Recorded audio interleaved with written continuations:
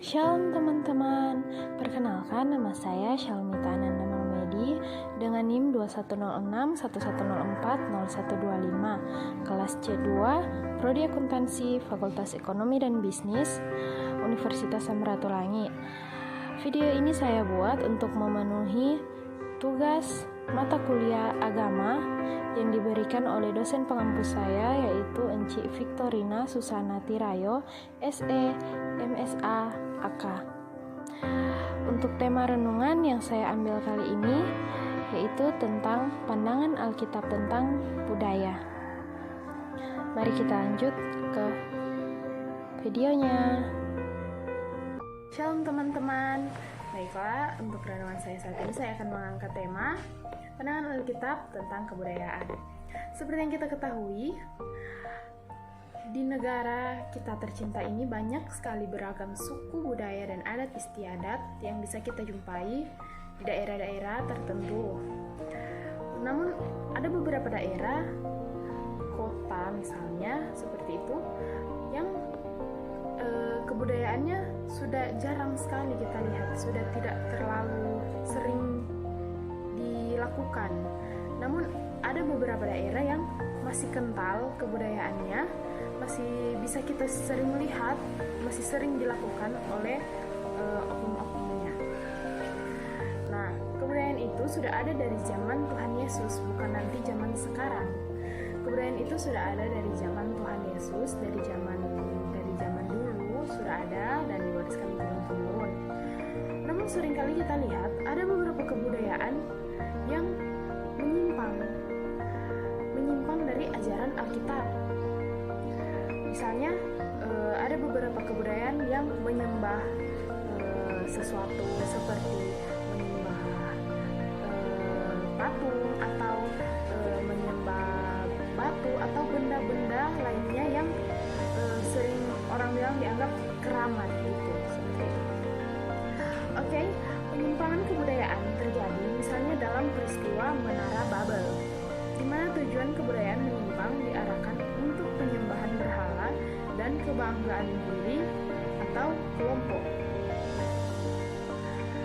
Nah, kalau di Menara Babel itu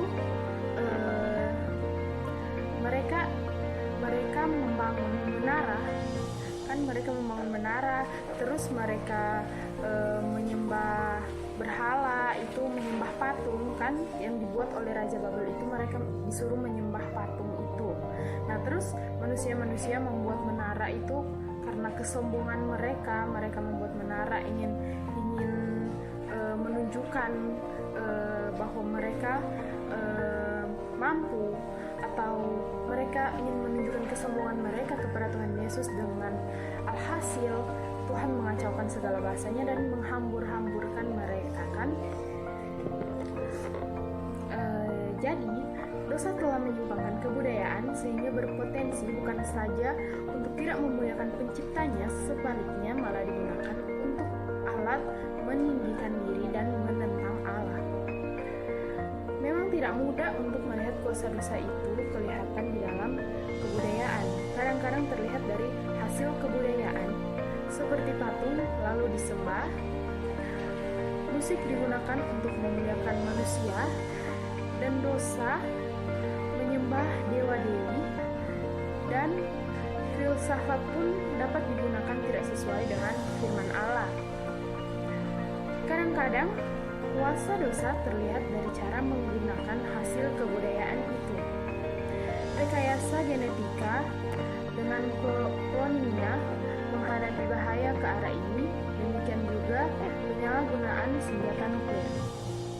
Film dan sinema dengan jelas menunjukkan betapa hasil kebudayaan telah dikuasai dosa pornografi, sadisme, dan okultisme tanpa bisa dibendung. Sesuatu yang menduka ciptakan Allah, pencipta manusia dan kemanusiaan. Yesus berfirman dalam Markus 6 ayat 8, "Perintah Allah kamu abaikan untuk berpegang kepada adat istiadat manusia." Oke. Mana yang lebih dahulu, ada kebudayaan atau negara? Menurut teman-teman yang mana? Oke, pertanyaan ini tidak dapat disamakan dengan mana terlebih dahulu ada telur atau ayamnya. Pastinya jawabannya adalah kebudayaan. Kebudayaanlah yang lebih dahulu daripada agama. Bukti-bukti mendukung pendapat ini hingga saat ini masih ditemukan, yaitu masih ada masyarakat yang belum beragama, namun mempunyai kebudayaan. Kebudayaan adalah prestasi atau hasil cipta rasa dan karsa manusia dalam alam ini. Kemampuan untuk berprestasi, berkarya ini merupakan sikap hakiki yang hanya ada pada manusia yang diciptakan menurut gambar dan rupa Allah. Karena itu, sejak penciptaan, manusia telah diberi amanat kebudayaan. Namun, kejatuhan manusia dalam dosa telah menyebabkan manusia hanya mampu menghasilkan kebudayaan yang menyimpang dari rencana Allah dan hanya demi kemuliaan diri manusia sendiri. Manusia lalu berusaha untuk mengisi keadaan kosong dalam hatinya dengan kebudayaan. Namun, kebudayaan manusia tidak akan pernah dapat memulihkan keadaan manusia yang sudah jatuh ke dalam dosa. Jadi, seperti yang kita tahu, karena sudah terlalu banyak pengetahuan, sekarang kan sudah zaman modern. Nah, kebudayaan-kebudayaan itu sering disalahgunakan, atau memang ada yang budayanya memang sudah dari dulu memang sudah menyimpang dengan ajaran Alkitab, seperti yang tadi dibilang itu menyembah berhala, menyembah patung, menyembah dewa-dewi. Jadi kita sebagai anak-anak Allah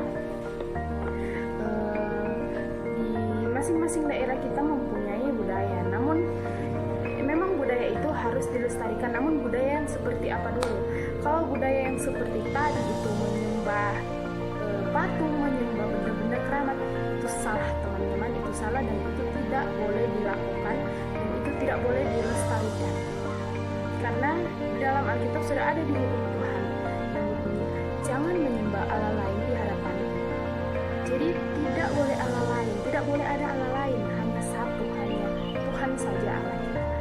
Dan untuk teman-teman, kita sebagai pemuda remaja Kristen, kita harus menerapkan kehidupan Kristen kita, harus menjauhi dosa-dosa kebudayaan. Tidak, walaupun itu turun temurun, tapi jika kita rasa itu menyimpang dari Alkitab, kita tidak boleh melakukannya, teman-teman. Jangan dilakukan karena itu adalah dosa. Jangan dilakukan. Oke, sekian jauh renungan kita untuk hari ini. Terima kasih teman-teman dan shalom.